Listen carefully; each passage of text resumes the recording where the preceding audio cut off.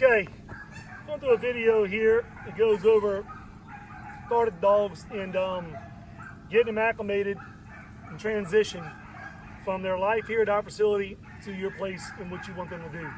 First of all, we'd like to thank you for giving us the opportunity of purchasing a dog from us, having us train you a dog and ship you a dog, or come down and spend some time with us picking your dog up.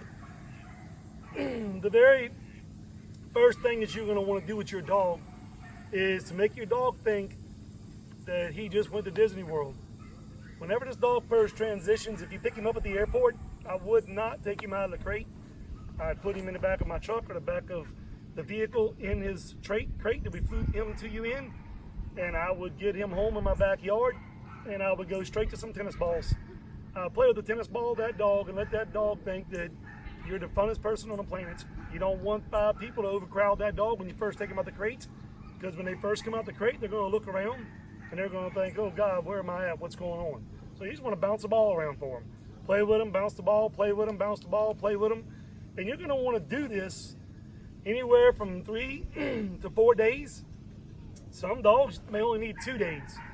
In 2 days, that dog is wound up and fired up and super happy to see you and chasing that ball all over and having the time of his life, you may want to go ahead and get ready to move to the next step, which we'll talk about in a second.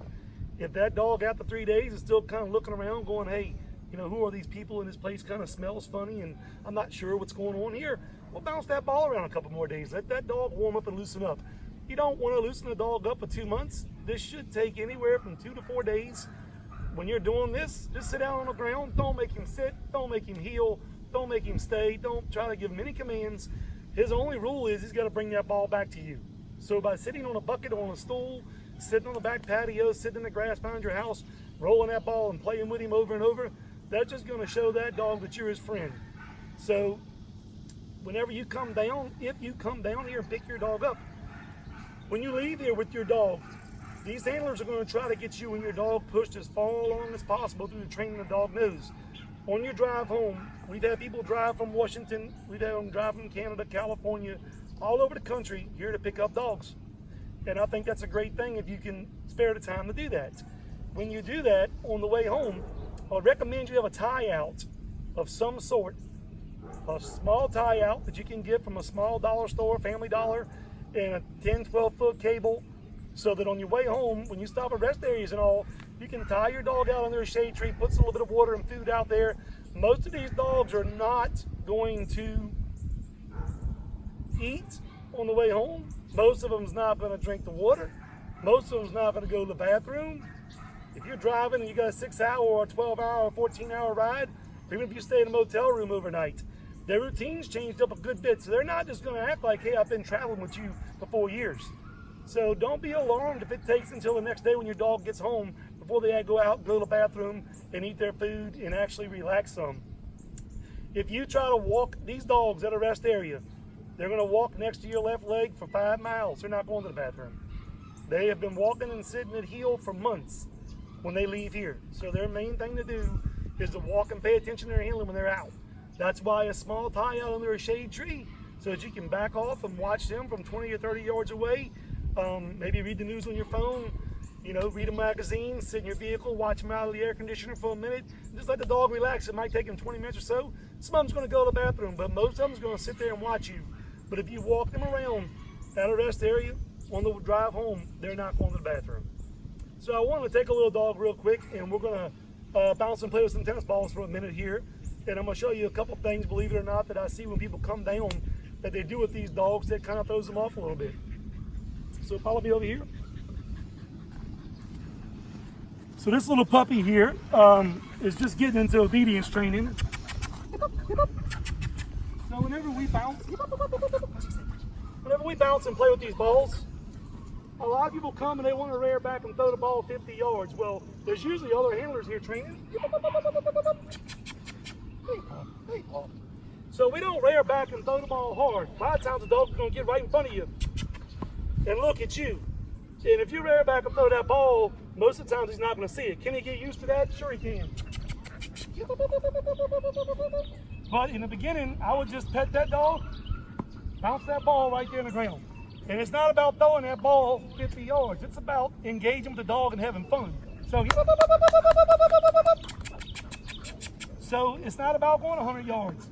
Just short retrieves right there. Dog gets the ball, comes to you, has fun. Over and over and over. You don't have to wear him out if you're bouncing at 15 yards. Hey, hey, hey, hey, hey. You can just sit there and play with him. They can do this right here 10 or 15 times versus 3 of them at 60 yards by the time you throw that ball and it bounces halfway to the house up there. So the very first thing is just making the dog think, hey, this place is Disney World. I relocated. These people are friendly as can be. They throw this ball for me, they bounce this ball, they roll this ball, and me and these people have fun. So once you get past this phase right here, we're gonna go into the next phase, and we'll shoot some clips to add onto this video, show you what that is. Good God. Okay, so at this point, your dog is through the relocating as far as getting familiar with you, the new house, the new people, the new smells. You've been bouncing tennis balls for a few days. Your dog's happy as can be. So with the leashes that we use, I'm gonna go over this leash. I'm gonna go over what we train for obedience, the commands. I'm gonna put a couple of pointers in there, and then we're gonna demonstrate. We're gonna make this little dog actually fail by the way the handler handles the dog, so that we can demonstrate the corrections that we would do to correct it. Okay, so first of all, the leashes that we use, we make up, it's just a simple 1.5 inch welded ring, small little rope that comes from Walmart. We used to buy the designer leashes, and after so many of them sinking in the ponds and everything else, we just started making them up. We run the rope through the ring, and then we flip the ring against the rope. We go around it, and we come back through. So whenever we tug, there's no cinching on a dog's neck. It's like a dead choke chain. One ring on the choke chain is live. If you pull that ring, it'll cinch, and the other ring just pulls back. If you ever dealt with a choke chain, you'll know exactly what I'm talking about. So we'll run the rope back through the ring like so. So we'll work the dog, it just tugs on the dog's neck. So I'm gonna recommend that whenever you start your obedience work, that you go back to a leash. This dog just came from the facility here, where it was raised up, taught to love to retrieve. Then it was taught that it had to do obedience work and get retrieves for rewards. Then it got moved to a new location, and these new people's been playing with it for 2, 3, 4 days, and the dog thinks everything's fine and dandy and fun and no rules. So when you start with your leash, when this dog walks at heel, whenever you stop, wherever you're facing, this dog should face. The dog's ear should barely be in front of your kneecap or your shin. Whenever you stop, that dog should be looking and facing where you're facing. Its chest should be lined up with your chest. So every time that we walk, we'll tell them heel. We'll have a slight amount of slack between the dog's neck and our hand. And right as we stop, we'll give a little bite to let the dog know that's as far as you go. You stop right there. And if the dog's 4 feet, this is the dog's 4 feet here. The dog's 4 feet should be lined up and facing front feet, back feet, right where you're facing. So if you stop and that dog is twisted and facing over here, we would just do a little move like this and line that dog up and face that dog where we're facing. If you allow that dog to walk and sit at heel sloppy, not pay attention to you, smell the ground, face wherever they want to face, pay attention to something over there, walk out in front of you, your retrieving drills are never going to be good. At best, they're going to be 20%. If that dog walks 8 inches from your left leg, not paying attention to you, not saying you're in charge, what are we doing here and what am I doing for you, then your retrieving is never going to be pretty. Like I said, at best 20%. So when you walk, every time you stop in the beginning, boom, right as you stop, you bite that leash, make that dog sit with you. You walk, right as you stop, you bite that leash, make the dog sit with you. The dog's twisted, you just twist them a little bit and straighten them up. And then once you did this for maybe 8 or 10 minutes, cat was sleeping in the shed over there when I started the video and I scared him, so now he's mad at me or something over there. Once you did this for 8 or 10 minutes, then we're going to go into the single retrieve. But before we go into the single retrieve, the basics of obedience that we train the dogs here, walking, paying attention what's going on here, paying attention to my handler. He stopped, I sat down, what are we doing next? We're going that way, dog turns with you. You're going this way, dog turns with you. That's what we're going to go over first. Go ahead and walk your son. So right as he stops, he's going to bite that leash. You see the dog swallow there? That's a sign of passiveness. So she swallows, she's looking forward. She'll pay attention to the handler. She might glance at the ground a little bit. She's looking forward, he turns, she's watching where he's going. Whenever he stops, boom, she kind of glances up, see her swallow there.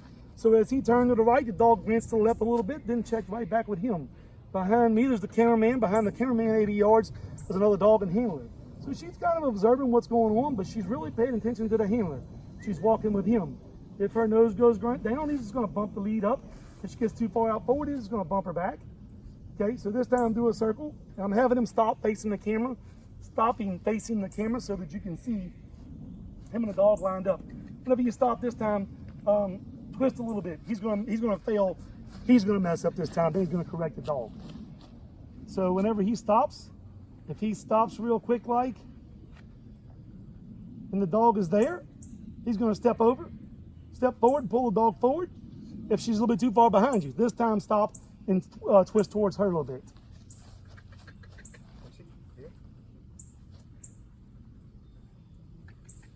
So whenever, if you stop and the dog gets in front a little bit like that there, so he's facing here, straight forward at me, and the dog's facing over there, all he's going to do is step over and push her over and line her up to where he's facing. If you do that with these dogs, it's going to take, the dog's going to say, hey, who's this new person? Are they really in charge? If you do this basic stuff right here, just a little bit, the dog will fall right under you. When these dogs leave here, they haven't been in charge of much their whole life. They've been retrieving, they've learned they had a boss, they like retrieving with their boss. So if they go there and get away with murder for 3 months, sure, you're going to have trouble.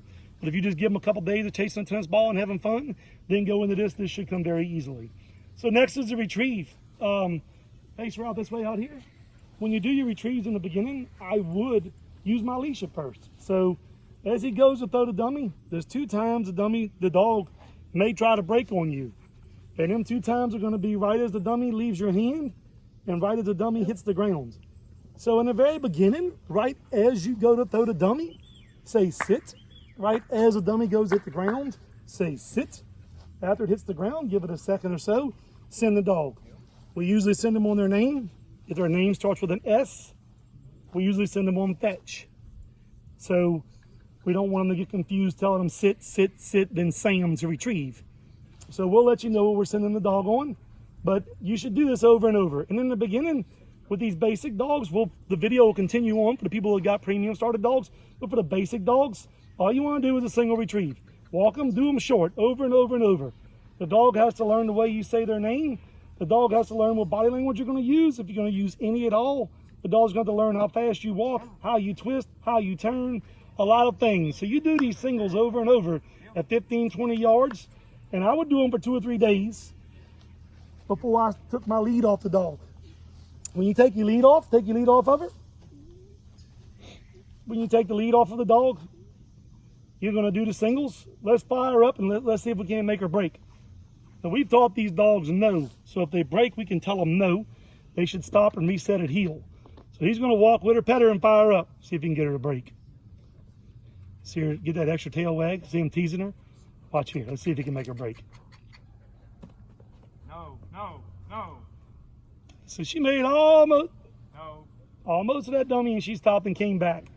We have already walked these dogs through this, and if that dog breaks and goes and gets that dummy, all Brandon's going to do is walk out there and knock that dummy out of her mouth, tell her no, and walk her away from it. He's not going to let the dog bring him the dummy with a wagging tail. If you do that, these dogs already know this, but they're going to have a new owner. They're going to have a new person. They're going to have a little bit of extra attention and love, and if they get a little bit of extra freedom that they're not getting here. So it's going to be important that after 3-4 days of running your singles with your leash, that your leash disappears and you establish no. And when you establish no, a lot of times, do the walking drill, Brandon. We'll walk and throw the dummy. Walk right to the left of it. And we'll walk the dog on past it, on the left. I'm still trying to teach Brandon left and right. He's almost got it. There you go. Now let her go get the next one. She hears that big airplane. And then he'll pick that dummy right there up. And you can do that right there, and we'll walk a big block around the whole property. And we'll let the dog get every 3rd dummy or so. We might stop, make the dog sit at heel, pick the dummy up right next to our right foot while the dog's sitting on our left side. And then we'll walk the dog and do it over and over and over. And maybe every 3 or 5 dummies we'll let the dog go pick up to where they got to walk with us and wait till we send them to go get it. As far as shooting goes and bird work goes, these dogs all have a lot of shooting work done with them. We use a lot of frozen birds. I wouldn't, when my dog gets there, I'd give my dog a couple weeks to really, really adjust. And I'd have my buddy start off 50 yards, but in 4 or 5 shots, he should be able to be right next to you. I wouldn't relocate the dog for 3 weeks. The dog doesn't hear any shooting. The dog's still a little bit unsure. You know, it's kind of settled in, but not all the way there. And all of a sudden, boom, boom, boom, boom, 6 times over the dog's head with a live 12 gauge. I wouldn't take that approach. I would take the approach that the dog's really comfortable with me when I get about 3 weeks in. And I'd have my buddy start 50 yards off and just slowly move closer. And within 4 or 5 shots, he should be able to stand right next to you. A lot of people also get the shoulder launchers, and that's a great thing too. He can shoot that shoulder launcher, and as the dog's retrieving it, y'all two just get closer and closer. And within 3 shots, you're shooting a shoulder launcher over her. Once the dog's good with you in the shooting and is settled in good with you, you're good to do whatever as far as that goes. But if the dog is still a little bit unsure about the new place, or you just took the dog to a new hunt lease, and the dog still got his tail down, looking around a little nervous about the new location, I wouldn't put her in a blind with 2 or 3 guns going off over her, because it'll push him over the edge and they'll say, I just don't like this.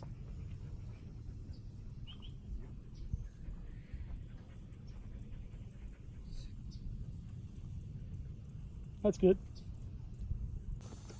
Okay, so with the basic started dogs, when you're doing your singles, and this will also carry on to your premium started dogs as well. When you do your marks with them, he's doing real short here for demonstration reasons. I wouldn't do this. No. I wouldn't point my hand out there.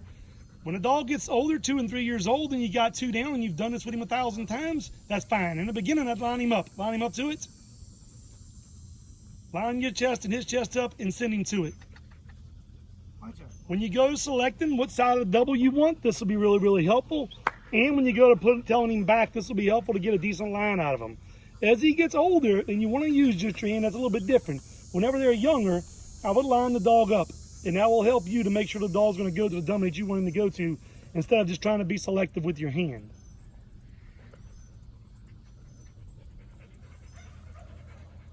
That's good.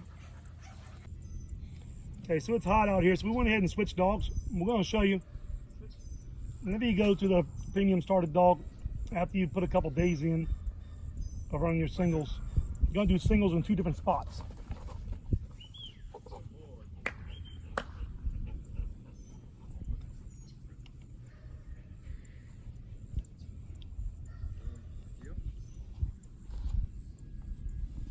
These spots are opposite of each other on a path, trail, walkway, roadway, something or another.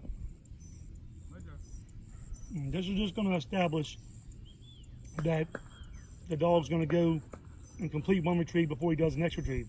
All right, so go to an opposite direction double. So after you've spent a couple days of transitioning the dog to you, 3, 4, 5 days of singles, took your lead away, ran a couple days with no leash, the dog's not breaking on you. You go to opposite direction, or singles in 2 spots for a couple days. Now we're going to go to opposite direction double. Dummies down each way. We spin them back to the first dummy.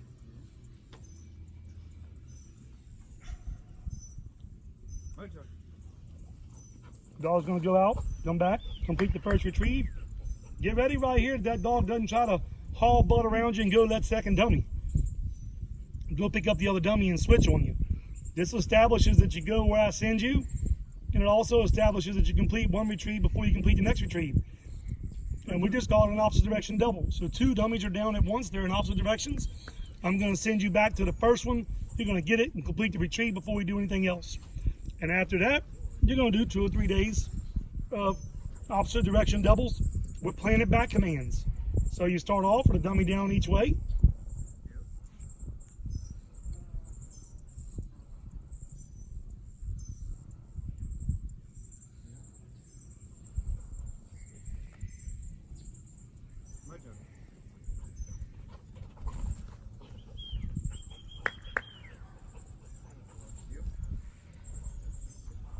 The dummy down the other way that the dog saw, and while he's going for dummy number 2, he's going to replant that dummy back out this way. When he sends the dog this way, he's going to send him on back. He goes on his name to the ones that he sees fall, but he sends him back over here on back. While the dog's coming this way, he'll replant a dummy the other way.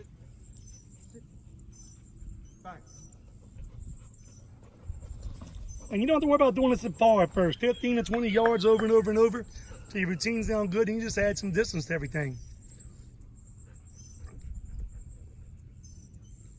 That's good. Don't plant anymore.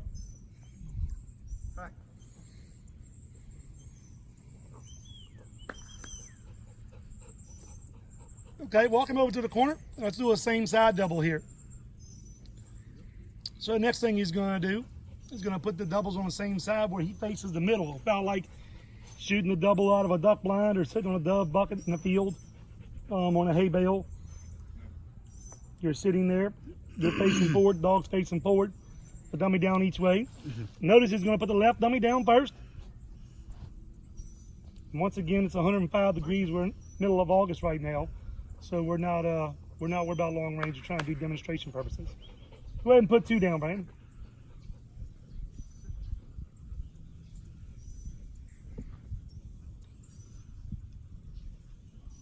He's going to spin on his left foot and put that right foot out front. No. See that dog try to go around the other way? That's why he blocked him. Brandon told him no if he sat back at heel. You're going where I'm sending you to go. Now he's going to send him the other way. While he's going the other way, he can plant a back command out on this side. And the justice is, the gist of it is, if you've got 2 birds down, one bird's dead, one bird's crippled, and you want that dog to get the bird that you want, if you taught him from a puppy that he can go to the last splash and you need the first splash, you're not going to be able to get him to it. So if we line him up to go to the one that we want, which is the one that we know he doesn't want, when we want the last one down, we can easily get it. After this one, don't plant another one. So now I want you to do a double right there and let him go to whichever way he wants to go to. If you want the last leg down and you train from the beginning that you have to go to the first leg down, you can easily get the last leg down. It may confuse this little dog because we've been sending him the other way so much. That one's the easy one to get first. So that's why we train for the other one first. It's getting hot, so he skipped the step of the dog sitting there because the fellow's about wore out.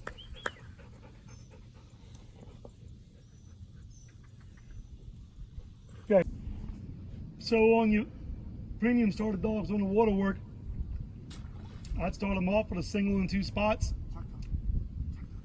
After you run some singles with them and the dog's used to you on land and water, when you go to your order doubles, I'd start off with a single and 2 spots.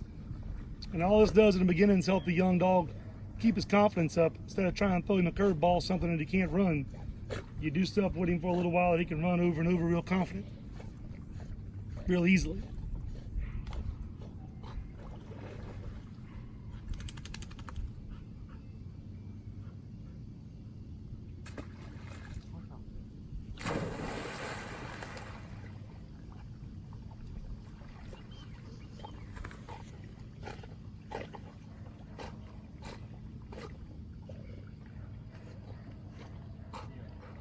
He did them real wide there, and I would do that in the beginning. I would do the retrieves real wide when you first go to two dummies on the water with the dog, so that you can easily aim him at which one you want to aim him at.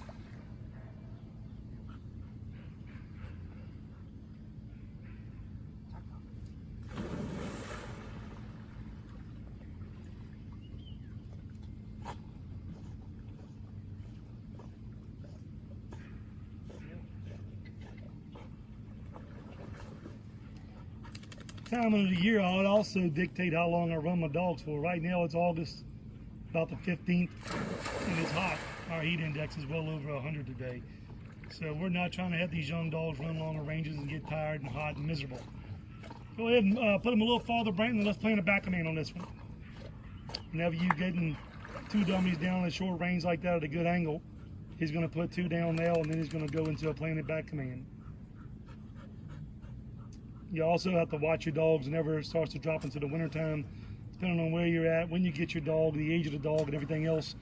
You don't want to get your dog too cold whenever they're too young, because you can also make them unsure of that cold water. Right now, the biggest thing is here is getting them too hot to where they have a heat stroke, or where they get really, really miserable as they're trying to retrieve these dummies because their drive's high and it's just so freaking hot.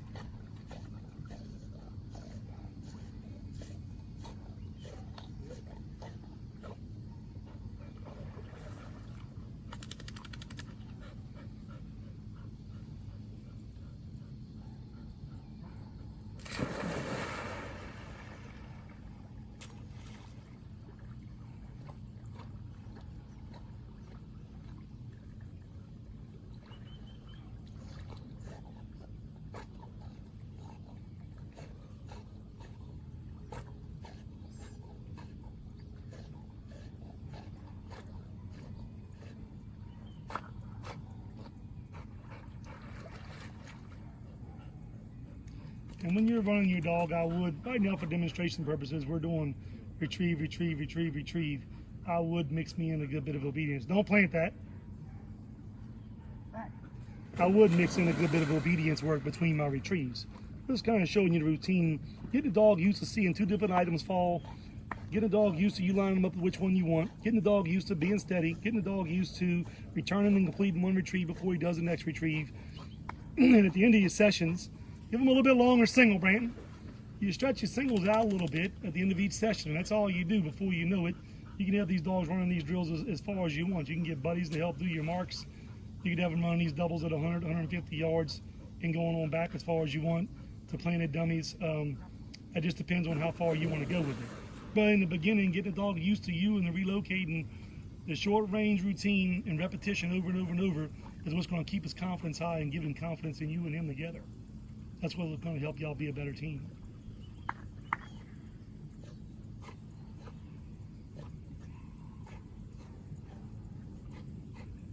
Okay, so we've got to the point where we call a condition, and 99% of these started dogs.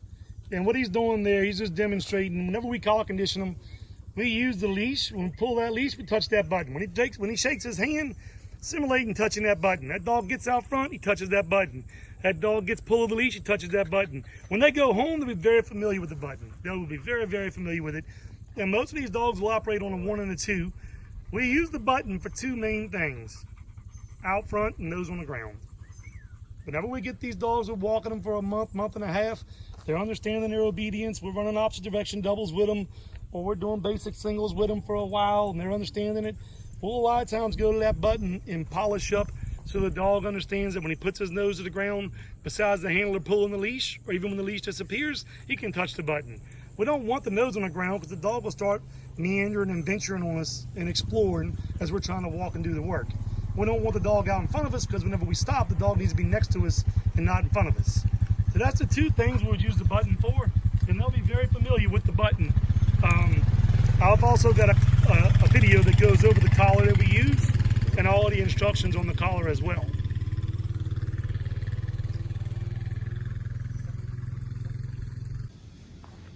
Okay, so the final part for transitioning these started dogs, we went over getting them used to you. We went over going over their commands. Now we're going to go over a few examples on transitioning this dog to the lifestyle he had here, to the lifestyle that you have envisioned for him. You bring this dog there and give him complete freedom, he's going to throw most of his stuff out the window. So with the basic started dog, you should be looking at 3 to 4 weeks to go through a routine of we come home, or I come home, we do our work routine.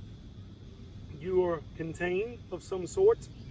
In the morning time, maybe I do a short work routine with you. In the evening time, a short work routine with you.